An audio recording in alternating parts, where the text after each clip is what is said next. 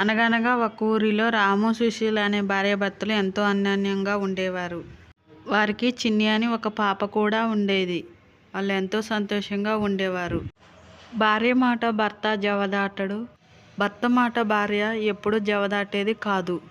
ఒకరోజు సుశీల అకస్మాత్తుగా గుండె జబ్బుతో చనిపోతుంది. అప్పటి నుండి రాము భార్యనే తలుచుకుంటూ ఏడుస్తూ ఉండేవాడు. ఏంటి సుశీల, ఇంత త్వరగా చనిపోయావు? నాకు జీవితాంతం తోడుగా ఉంటానని చెప్పి నన్ను ఒంటరిగా వదిలేసి వెళ్ళావు. నేను కూడా నీ దగ్గరకు వస్తా సుశీల, నువ్వు లేని జీవితం నాకు వద్దు అని బాధపడుతూ ఉంటే రాము వాళ్ళ అమ్మ రాము దగ్గరకు వచ్చి ఇలా అంటుంది.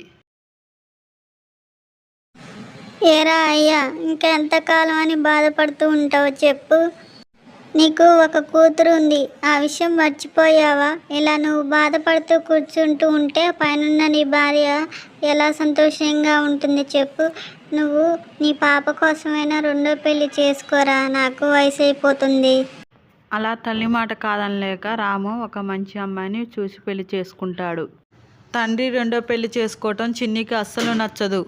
వాళ్ళ నాన్న జీవితంలోకి వచ్చిన రాధను చూస్తే చిన్నికి ఎప్పుడు కోపం వచ్చేది. ఏంటి నువ్వు నా రూమ్లోకి వచ్చావు? చిన్ని, అన్నం తిందువు రామ్మా. ఈ మధ్య నువ్వు అసలే అన్నం తింటలేదు. నీకు నేను ఎంతో ప్రేమగా గోరుమిద్దలు తినిపిస్తాను, రా తల్లి. అన్నం తినక చూడు ఎలా చిక్కిపోతున్నావో. టైంకి అసలుకి అన్నమే తినవు నువ్వు అని అంటుంది రాధ చిన్నీని. నువ్వు మా నాన్నకు మాత్రమే భార్యవి, నాకు తల్లివి ఎప్పటికీ కాలేవు. అయినా నీకు ఎన్నిసార్లు నన్ను అడగకుండా నా రూమ్లోకి రావద్దని. ఇలా ప్రేమ ఉన్నట్టు నటించే మా నాన్నని మోసం చేసి పెళ్లి చేసుకున్నావు. ఇప్పుడు నన్ను మోసం చేసి ఏం చేద్దాం అనుకుంటున్నావు చెప్పు. అలా రాధని చిన్ని తిడుతుండగా చిన్ని వాళ్ళ నాన్న వస్తాడు. ఏంటి చిన్ని అలా తిడుతున్నావు రాదని? నీకు ఎన్నిసార్లు చెప్పాలి? నీకు అమ్మా నాన్న అవ్వటానికి మేము పెళ్లి చేసుకున్నాం, కానీ మా సంతోషం కోసం కాదు. అయినా నీకు ఇవన్నీ చెప్పినా అర్థం కాదులే. ఒకటి చెప్తా ఈను, రాధ నీ కోసం ఎంత త్యాగం చేసిందో తెలుసా?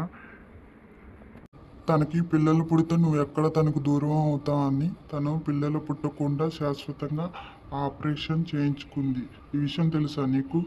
సారీ అమ్మా, నా మీద నీకు ఇంత ప్రేమ ఉందని తెలియక నిన్ను ఎన్నోసార్లు బాధ పెట్టాను. అయినా కూడా నువ్వు నన్ను ఒక్క మాట కూడా అనలేదు కనీసం. అప్పుడే నీ ప్రేమ అర్థం చేసుకోవాల్సింది. నన్ను క్షమించమ్మా, ఇంకెప్పుడు నేను బాధ పెట్టను. ఆ రోజు నుంచి చిన్ని వాళ్ళ అమ్మ నాన్నలతో సంతోషంగా ఉంటుంది. ఈ వీడియో నచ్చినట్టయితే ప్లీజ్ లైక్ చేయండి, షేర్ చేయండి, సబ్స్క్రైబ్ చేసుకోండి. Thank you all.